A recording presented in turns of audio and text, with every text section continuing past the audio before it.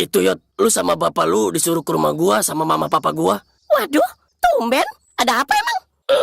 Ya ntar aja deh biar mereka yang jelasin. Gua juga bingung ngomongnya. Oh, ya udah. Ntar kali ya, nunggu dia pulang dulu. Ya udah iya. Ya udah, ntar gue bilangin sama orangnya. Oke, thanks ya Yot. Ya, nak.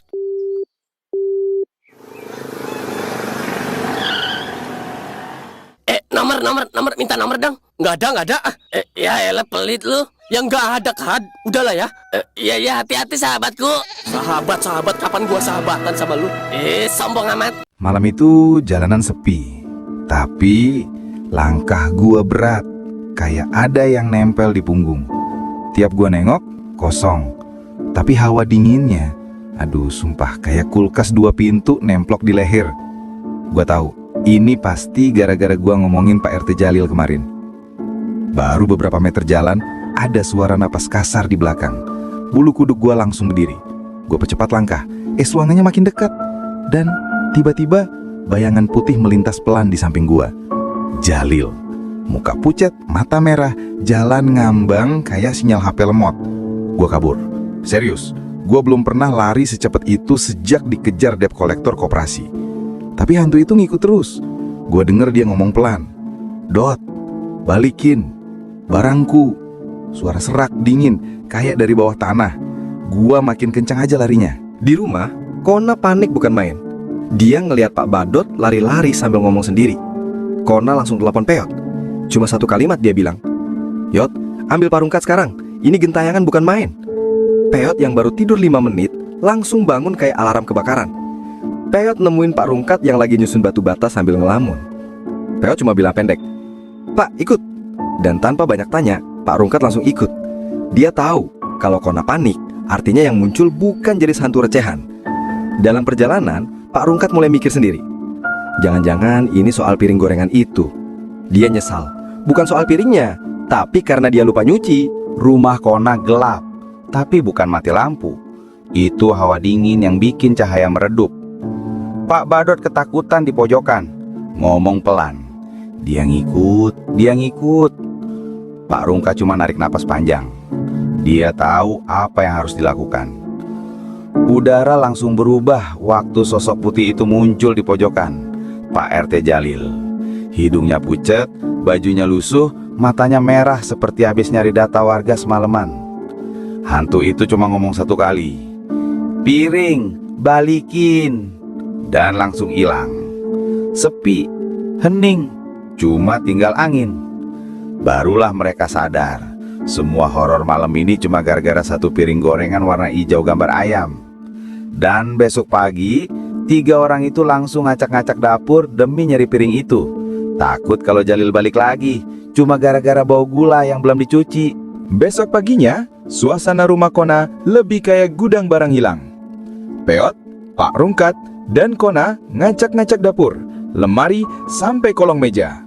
Semua demi 1 piring gorengan hijau bergambar ayam yang bikin hantu Jalil gentayangan semalaman.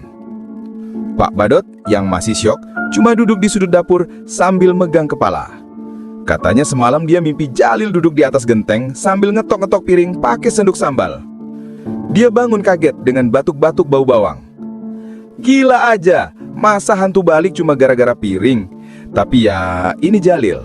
Waktu hidup aja perfeksionis. Piring minyak belum kering bisa jadi masalah nasional buat dia. Pak Rungkat mulai nyesel berat. Bukan karena takut hantu, tapi karena ternyata piring itu dia pakai buat naruh ikan asin, lalu entah kebuang apa ikut ke bawah jajak si tukang rongsok. Mereka terus ngubek-ngubek 1 rumah. Sampai akhirnya Peot nemu 1 jejak. Bekas garis minyak berbentuk lingkaran di atas meja. Kayak tanda di sini pernah ada piring penuh dosa. Malam berikutnya, hawa dingin mulai datang lagi. Angin masuk lewat sela pintu. Lampu redup sendiri dan suara ketukan pelan terdengar dari luar. Bukan pintu, bukan jendela, dari atap. 3 kali. Tok, tok, tok. Mereka semua diam. Pak Rungkat paling pucat. Dia tahu hantu suka kasih kode begitu. Ya Allah, gue belum bayar listrik bulan ini. Jangan-jangan dia datang nagih bareng PLN. Tiba-tiba, piring lain di dapur getar sendiri. Panci goyang. Tutup wajan miring pelan. Seolah semuanya ngasih tahu. Kembalikan piring itu. Peot sampai tutup kuping. Kona udah siap kabur ke rumah sebelah. Pak Rungkat cuma merem sambil komat kamit, berharap hantu itu sadar bahwa dia juga manusia biasa yang kadang lupa. Kabut tipis masuk ke ruang tamu. Sosok putih muncul di antara dua kursi plastik. Jalil berdiri tanpa kaki. Wajahnya tetap pucat, tapi sekarang matanya lebih tajam. Kayak lagi nyari barang yang tepat. Dia tidak bicara panjang. Hanya dua kata. Di mana piring? Ketegangan itu pecah ketika tiba-tiba Peot nyeletuk tanpa sadar. Pak, piringnya udah dijual Jaja kayaknya. Dan seketika itu juga, semua mata, termasuk mata hantu Jalil, menatap Peot. Rumah mendadak senyap. Nafas menahan.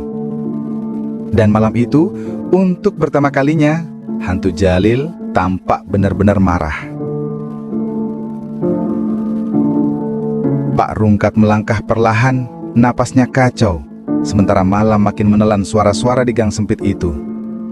Setiap langkah terasa seperti berjalan di atas dada sendiri. Berat, menekan. Membuatnya ingin berhenti, tapi bayangan itu terus menuntunnya. Ia tiba di dekat mobil Nissan yang tadi membuatnya merinding. Udara di sekitarnya terasa mati, seolah angin pun enggan lewat. Dari balik sela-sela mobil, sesuatu bergerak. Pelan, tidak wajar. Seperti seseorang yang menyeret kakinya tanpa tenaga. Pak Rungkat menahan napas. Rasanya tubuhnya ingin kabur, tapi ada sesuatu yang lebih kuat menahannya. Perasaan bahwa apapun yang bersembunyi di balik mobil itu memang sedang menunggunya. Ia memberanikan diri mendekat satu langkah. Saat itu juga, suhu sekitarnya turun mendadak. Bulu kuduknya berdiri tegak, matanya menyipit, berusaha memastikan apa yang ia lihat. Dari balik mobil muncul bagian kepala. Putih, pucat, tanpa mata. Bukan wajah manusia, lebih menyerupai topeng yang dipaksakan pada sesuatu yang hidup.